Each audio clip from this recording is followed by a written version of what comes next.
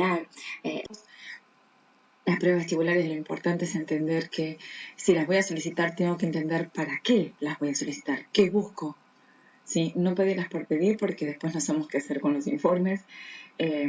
Las pruebas vestibulares no dan diagnóstico, permite confirmar a sospecha clínica. Ya saben que la función del sistema vestibular no es solamente medir la aceleración angular y la aceleración lineal. Vamos allá. Puede medir la sensación de gravedad, ¿sí? Como lo hace el utrículo y sáculo, lo que es virtual, lo que es horizontal, o sea, la visual vertical subjetiva, quiere decir, lo que es la visual horizontal subjetiva, pero también la navegación espacial. Y esas son cosas que no son fáciles de medir. La aceleración angular, vamos a ver hoy, que puede evaluarse a través de la evaluación del reflejo vestibulocular de cada uno de los canales semicirculares. Lo que tiene que ver con la función utricular, a través de la visual vertical subjetiva, a través de los BEMS, vamos a ver en otra clase, y la navegación espacial, cómo el paciente se percibe en el mundo, en el espacio. Bueno, esto es un tema diferente, no es posible de ser medido al día de hoy, pero yo creo que en un futuro no muy lejano vamos a poder entender cómo responde mejor el cerebro a cada una de estas sensaciones y cómo lo percibe. Lo más importante para mí es que ustedes comprendan que siempre la piedra angular, y más en neurología, está en la historia clínica del paciente. Lo que el paciente nos refiere como síntomas, la parte oculomotora, la parte postural, lo que percibe, el patrón temporal de lo que le está pasando. ¿Sí? Si nosotros tenemos crisis tras crisis e intercrisis, estamos sin síntomas, estamos frente a un vértigo episódico o vértigo recurrente. Bueno, piensen vértigo recurrente, recuerden lo que estuvimos hablando hasta ahora. Vértigo recurrente con cambios posicionales, pensaremos en BPPV. Vértigo recurrente con dolor de cabeza, con cefalías de tipo migrañosa, pensaremos en migraña vestibular. Vértigo recurrente asociado a pérdida auditiva, y más si constatamos que es en tonos graves, pensaremos en Menier. Ahora, cuando estamos frente a un cuadro de vértigo agudo que aparece repentinamente y el paciente está días mareado, semanas, y de a poco va mejorando, bueno, pensaremos que posiblemente una neuritis vestibular. Y en los episodios crónicos, aquellos pacientes que llevan meses, años y no responden, no mejoran, bueno, tenemos que buscar dentro de los cuadros crónicos. Pero fíjense que el patrón temporal es lo que hace el diagnóstico, lo que nos lleva a la sospecha. Todo lo que sean estudios va a orientar o va a llevarnos a confirmar, ¿sí? Y de repente a valorar objetivamente el grado de discapacidad y entender cómo afecta la calidad de vida del paciente. Pero es importante que entiendan que esto todo es, el diagnóstico es clínico, no es instrumental. Todo esto nos sirve para objetivar la sospecha. Y entendiendo que cada vez que hacemos una evaluación, una prueba diagnóstica, una prueba, por ejemplo, la maniobra oculocefálica, por ejemplo, cuando hacemos el Romberg, el Foucault, o sea, estamos buscando cierta función particular. Hay una correlación anatómica entre cada uno de los reflejos que evaluamos. Los reflejos neurológicos que van desde la vía vestibuloespinal hasta la vía vestibulocular, ¿sí? Entonces, cada una de esas pruebas se puede medir. Es importante que no lo vamos a saber interpretar si no conocemos la fisiología. Y la parte oculomotora es la más precisa, por lo cual, en cuanto a medición hablamos, para poder percatar esa precisión, es importante la tecnología que nos acompaña. ¿Qué estudios vamos a pedir? Bueno, tenemos videoestamografía, videoimpulso cefálico, los BEMS, de cada uno de ellos vamos a hablar en las siguientes clases, pero cuando hablamos el día de hoy les quiero hablar específicamente del videoimpulso cefálico o VEGID. Entender que todas estas pruebas son funcionales. El paciente lo veo hoy, lo evalúo hoy, y si lo veo la semana que viene, seguramente los resultados no sean exactamente iguales. Y siempre son complementarias entre sí y fundamentalmente complementarias. Las recomendaciones ante los exámenes. A ver, esto no se estudia de memoria, esto se usa la lógica. Yo puedo evaluar a un paciente después de que en las últimas 48 horas se ha tomado más de 1 litro de vino. O me ha tocado evaluar a una paciente, una videoestamografía en un paciente que venía de bailar con no sé cuántos tragos encima. O sea, lógicamente, bajo los efectos del alcohol, efectos de sedantes vestibulares, no va a ser la condición ideal para evaluarlos. ni clínicamente ni instrumentalmente, ¿sí? A veces, ojo con eso, pues no se puede sacar todos los medicamentos que toma el paciente. Ojo con eso. Ojo con los medicamentos psiquiátricos. Siempre que tengan o intenten o quieran ustedes suspenderlos, tienen que primero consultarlos con un médico psiquiatra o un médico de cabecera. Pero fuera de eso entiendan que hay algunas restricciones, algunos lugares más estrictos, otras que no, pero fundamentalmente es en buscar la mejor condición para evaluar al paciente. Si estamos frente a una urgencia, lo evaluamos igual, pero si no estamos frente a una urgencia, lo mejor es pedirle al paciente que 48 horas antes trate de evitar alcohol, y algunas horas antes trate de evitar estimulantes como café, ¿sí? Y fundamentalmente 2 a 4 horas antes la ingesta de comida, ¿sí? Si no quieren pasar mal momento entre las náuseas y los vómitos que puede presentar el paciente. Siempre con preparación previa, explicando al paciente de qué se trata el estudio, siempre. El paciente no se quiere volver a marear. Entonces, son estudios que generan mucho temor, pero por desconocimiento hay que explicarles. Y el consentimiento informado también es un tema importante desde el punto de vista médico-legal. Entonces, los receptores vestibulares que vamos a evaluar son los que ya venimos repasando: el canal anterior, lateral, posterior, las crestas angulares y el sistema autolítico de los trículos y sáculos. Son posibles de ser medidos. Hasta ahora, los que fueron más utilizados en la videolistomografía con la prueba calórica, de los cuales le va a hablar bien el doctor Sacher en la próxima clase, pero acá tenemos también el bucket test, que es algo que usamos a veces en el consultorio. No es reciente, se usa hace bastante, pero nos permite de alguna manera evaluar el utrículo sáculo desde el punto de vista subjetivo. ¿En qué consiste? El paciente, colocando la cabeza dentro de un balde sin información periférica visual, trata de colocar en el mejor ángulo posible la línea vertical y la línea horizontal. De ahí, de alguna manera se puede medir, pero no es algo que sea realmente objetivo. Y las pruebas calóricas con la bioestomografía es lo que usamos hasta ahora, que limita que la prueba calórica me evalúa solamente el canal horizontal. Ahora con otros estudios vamos a evaluar el resto de los canales.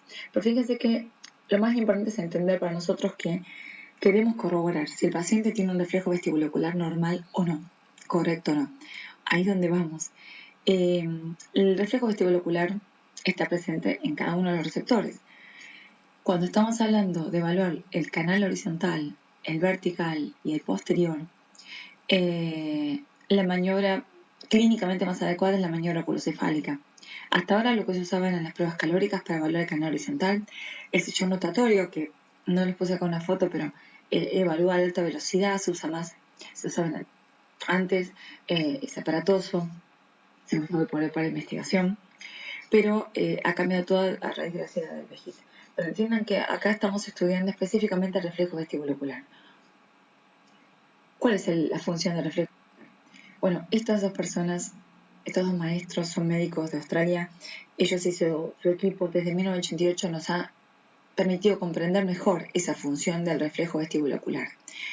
El reflejo vestibulocular, les repetimos todo el tiempo, que tiene como funcionalidad, como objetivo, mantener la mirada estable a pesar de los movimientos de la cabeza. Si yo miro un punto en la distancia, un punto en la pared, y digo que no con la cabeza, que sí con la cabeza, giro, yo puedo seguir mirando ese punto porque los ojos se mantienen firmes en ese objetivo.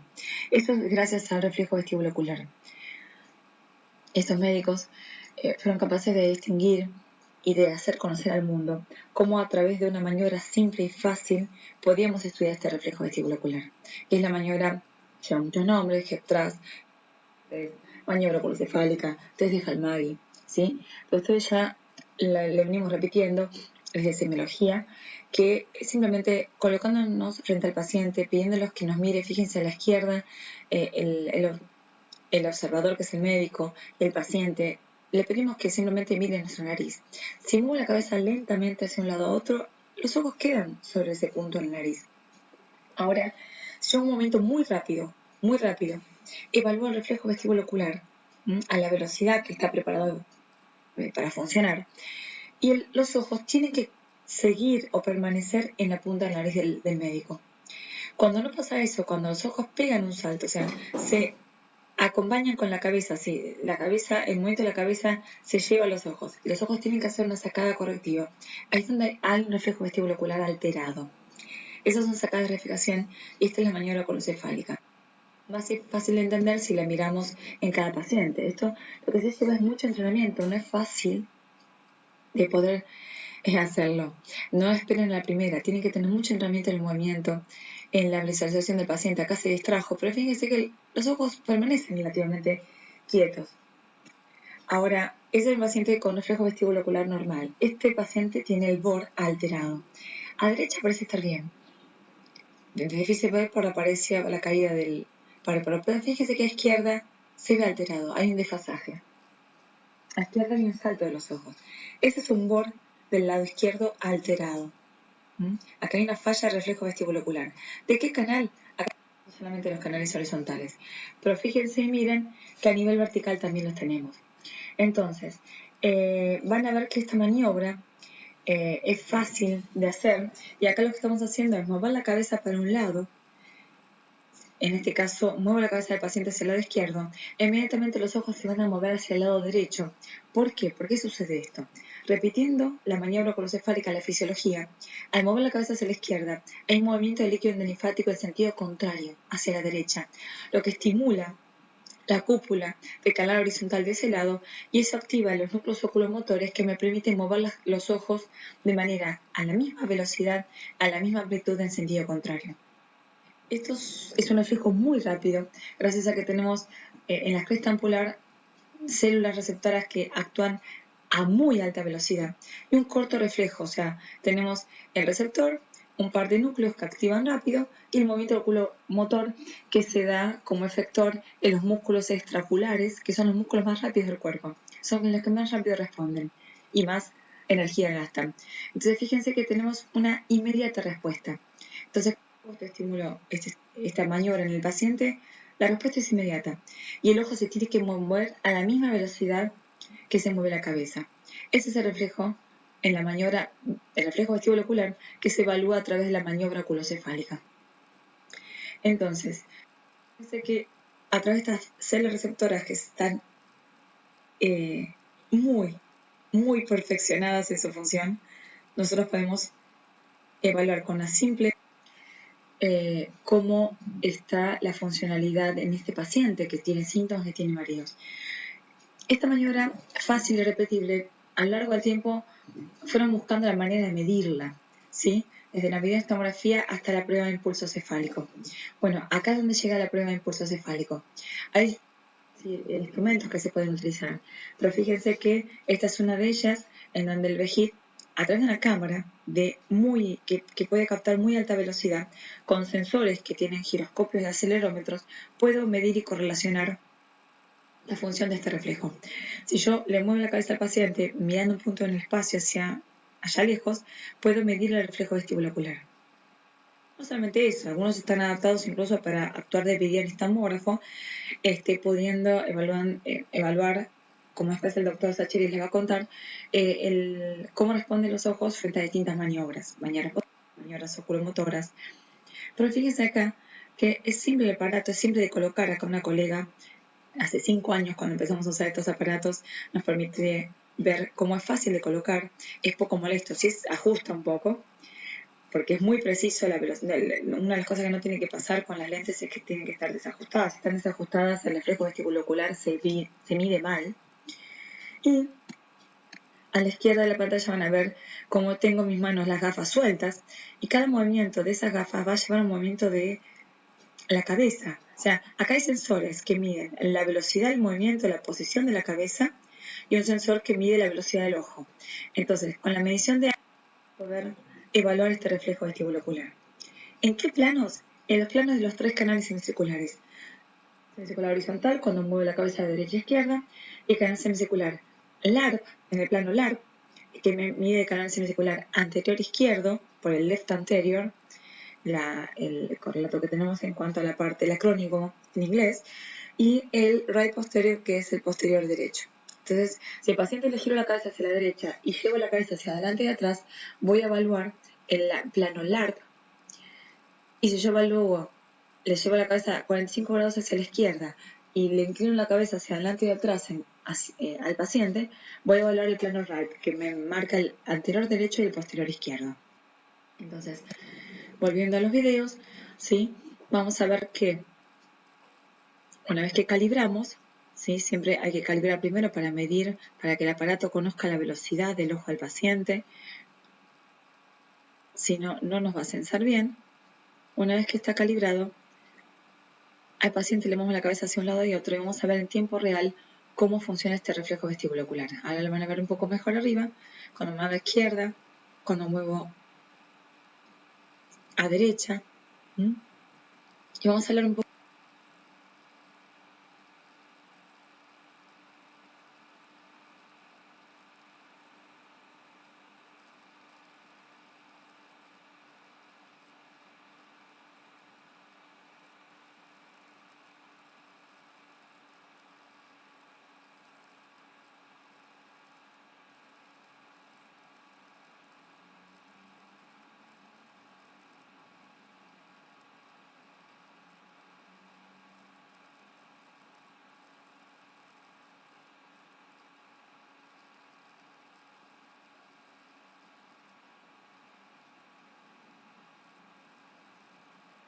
Estos trazados.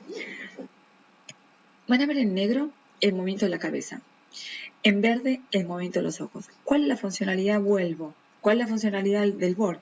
Es mantener la mirada fija en un punto a pesar de los movimientos de la cabeza. Para eso el reflejo está preparado para mover la cabeza y mover los ojos a la misma velocidad y a la misma amplitud. Entonces, si yo mido la velocidad y amplitud de cada movimiento de la cabeza y movimiento de los ojos, tiene que ser perfectamente iguales. Perfectamente iguales significa que la ganancia del BOR es la relación que hay entre este movimiento de la cabeza y el movimiento de los ojos. Si están perfectamente iguales, la relación tiene que dar igual a 1, por lo cual se toma un rango de normalidad entre 0.8 y 1.2. Si está mucho más abajo, mucho más arriba, es porque algo no está bien. Entonces, acá tenemos en celeste un movimiento de la cabeza y en verde un movimiento de los ojos, van a ver que están iguales. Si los superpongo, este reflejo vestibulocular está bien. Fíjese arriba lo que sería la normalidad. El movimiento ocular y el movimiento cefálico están iguales. En el dibujo de abajo, en el trazado de abajo, van a ver que el movimiento ocular no llega a tener la amplitud del movimiento cefálico. Acá es donde el reflejo vestibulocular o la ganancia del BOR está disminuida y aparecen muchas líneas desarregladas, irregulares, que son sacadas correctivas. Parecen pestañeo, pero no son. Son sacadas correctivas, que es la parte neurológica como quiere decir esto. Y acá es donde vemos estas sacadas correctivas que nos marcan. ¿Sí? Las sacadas correctivas las que nos confirman que este déficit de ganancia no es porque las gafas se le salieron o se soltaron, es que realmente hay un déficit importante del reflejo en ese paciente. Entonces puede evaluar canal horizontal, también los canales verticales. En este caso van a tener muchas sacadas correctivas. Fíjense que hay un déficit de ganancia del BOR. Fíjense que entre lo negro y lo verde hay una gran diferencia, lo que se forma como un túnel entre ellos. Y tengo muchas sacadas que nos marcan que hay realmente un déficit, y en este caso bilateral, hacia derecha o izquierda. Por eso es que ven en el gráfico de la izquierda, van a ver en rojo el oído derecho, en azul el oído izquierdo, igual a una audiometría. A nivel es lo más fácil de ver. Esta es otra de las marcas, que lo que hace diferente es, en vez de superponerlos, marca realmente lo que ocurre en la fisiología. El movimiento de la cabeza, si es a la derecha, los ojos se van a mover inmediatamente a la misma velocidad de amplitud hacia el lado izquierdo. Y acá van a ver un déficit justamente en todo el lado izquierdo del oído, en el oído izquierdo. Acá van a tener sacadas evidentes y encubiertas, que se llaman sacadas overt y sacadas covert. Para que entiendan, las sacadas evidentes son aquellas que se muestran después del movimiento de la cabeza. Una vez que ocurre el movimiento de la cabeza, se ven las sacadas evidentes. Cuando esas sacadas están, esas son, ven, sacadas evidentes o overt, que son aquellas que ocurren después del movimiento de la cabeza, cuando el movimiento de la cabeza ya terminó. Las sacadas encubiertas son aquellas que están incluidas en el movimiento de la cabeza. Cuando al paciente le hacemos el movimiento rápido, ahí aparecen pequeñas sacadas correctivas que mi ojo humano no va a poder ver, ¿sí? Entonces, ¿qué me permite el VEGID? Evaluar los C canales semicirculares de cada oído y entender el BOR de cada oído y de las 3 ampollas con estas ampulares cómo funcionan. En esta paciente, por ejemplo, si yo evalúo el reflejo vestibulocular, ¿sí? Al lado derecho aparece bien, al lado izquierdo salta. Bien, aunque no corresponda al VEGID, justamente así es como se vería el reflejo vestibulocular alterado.